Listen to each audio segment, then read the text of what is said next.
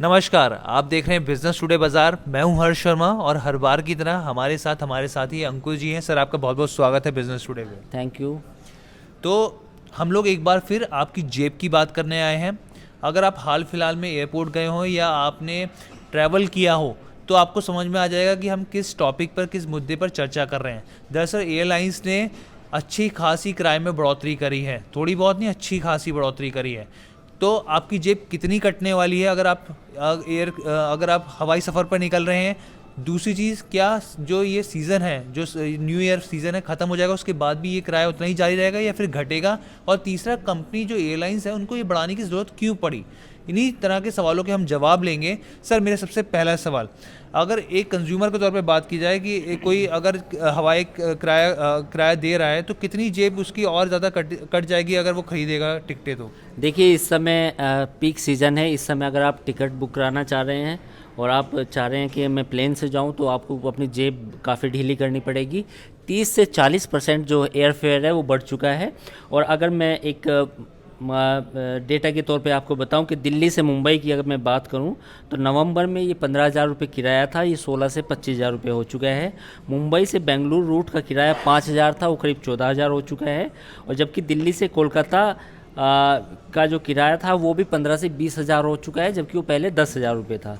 और इसके अलावा भारत से न्यूयॉर्क, लंदन, दुबई और टोरंटो, ये जो बिजी रूट्स हैं, यहाँ पे भी किराए में करीब 30 से 40% की बढ़ोतरी देखने को मिली है।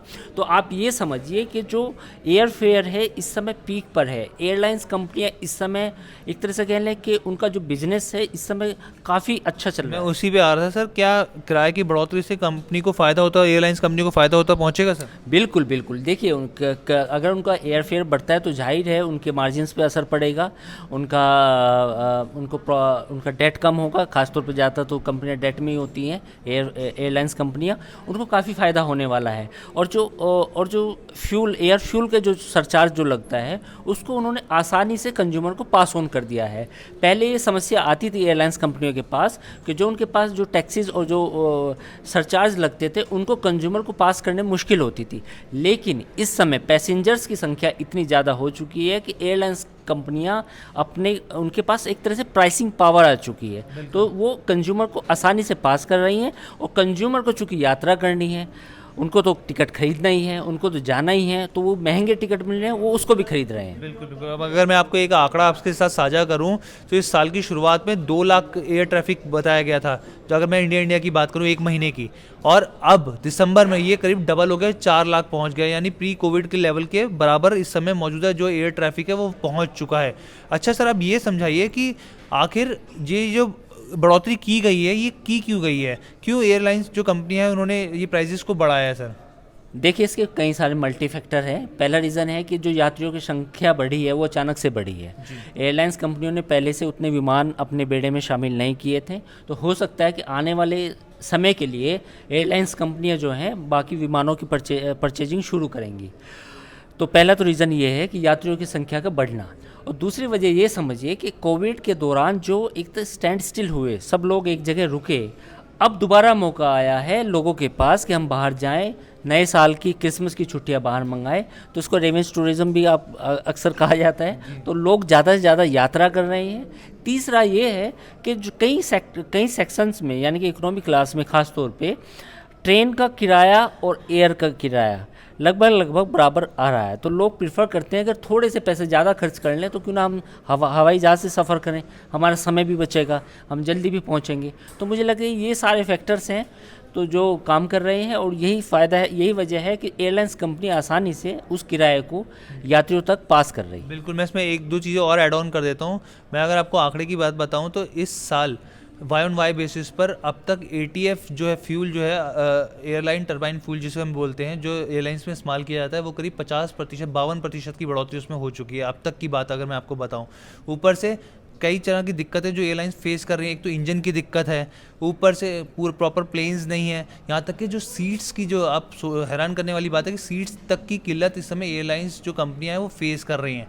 और काफ़ी सारी ऐसी चीज़ें हैं जिसके तौर पे उनका मार्जिन पे हिट होता दिखेगा, लेकिन हाँ ये है कि प्राइस इंक्रीज़ करने के बाद उनको काफ़ी मार्जिन में इसमें जब आपने इंजन्स की बात की तो मैं इंजन्स में ये बताना चाहूँगा कि इंडिगो ने बेसिकली इंडिगो ने नियो इंजन्स खरीदे थे, नियो इंजन्स वाले प्लेन्स खरीदे थे, उनको लेके अभी भी वो थोड़ी सी क्लैरिटी अभी उस तरीके नहीं है, क्योंकि कई मामलों में ऐसा सामने आया है, हालांकि एयरलाइंस की तरफ से ये बयान आया कि ऐसी कोई दिक्कत नहीं है। तो मुझे लगता है कि आने वाले समय में एयरलाइंस को अपने एयर जो बेड़ा है उसको बढ़ाना पड़ेगा यात्रियों को देखते हुए, और शायद जो नियो इंजन्स वाला मामला है वो भी सॉर्टेड हो जाएगा। तो मुझे लगता है कि खासतौर पे इंडिगो और जो बाकी कंपनियां ज़्यादा से ज़्यादा विमान खरीदेंगी इस यात्रियों की इस संख्या को कैटर करने के लिए। लेकिन सर ये ज़्यादातर हमने देखा है कि कंपनियां नुकसान में ही रहती हैं, क्योंकि मैं Q2 के रिज़ल्ट पढ़ रहा था तो वहाँ पे मैंने देखा कि जो इंटरग्लोब की बात की जाए, इंडिगो की बात की जाए, तो वहाँ पर जो 1400 करोड़ से बढ़कर 1500 करोड़ नुकसान हो गया। वहीं स्पाइस जेट की बात की जाए तो 600 करोड़ से बढ़कर 850 करोड़ हो गया। हालांकि रेवेन्यू में बढ़ोतरी हुई है, लेकिन जो नुकसान है उसका जो दायरा है वो बढ़ गया है, नुकसान में ज़्यादा दिखाई देती हैं। देखिए, एयरलाइंस दुनिया में ऐसा कहा जाता है कि एयरलाइंस कभी भी फायदे का सौदा नहीं रहा है। तो ये तो एक सार्वभौमिक सत्य है कि आप पूरी दुनिया में कहीं भी चले जाएं, एयरलाइंस को कभी भी एक लुक्रेटिव बिजनेस नहीं माना जाता है। लेकिन आप हर इस चीज़ को ये समझिए कि भारत में एयरलाइंस कंपनियों के जो मुनाफे में जो कमी है और जो घाटा है उसकी सबसे बड़ी वजह ATF है। ATF पे इतना ज़्यादा टैक्स है और जो उसके दाम है वो दुनिया में मुझे लगता है कि सबसे ज़्यादा है। बिल्कुल बिल्कुल। इवन जो स्पाइस जेट के CMD अजय सिंह कई बार सरकार से बजट में भी गुजारिश कर चुके हैं कि जितना टैक्सेशन आप लगाते हैं कम से कम उस पर थोड़ी सी जो छूट दें, ताकि हम लोगों को फ़ायदा और ताकि हम लोग वो फ़ायदा ग्राहक तक पहुंचा सकें। मुझे लगता है कि ऐसा अभी तो कोई नज़र नहीं आ रहा, और मुझे लगता है बजट में भी शायद ATF पे कोई छूट का ऐलान नहीं हो सकता।